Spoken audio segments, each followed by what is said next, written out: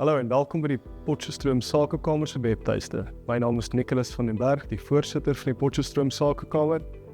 En ons is baie opgewonde om julle op ons webtuiste te hê. Die webtuiste sal al die inligting hê wat julle sal nodig hê.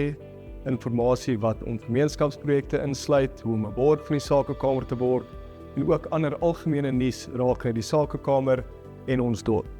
In my opinie is die Sakekamer 'n baie belangrike platform om aan deel te neem en deel van te wees, om nie net die gemeenskap se probleme uit te lig nie, maar ook om 'n gesamentlike doel vir die oplossing van die probleme te kry.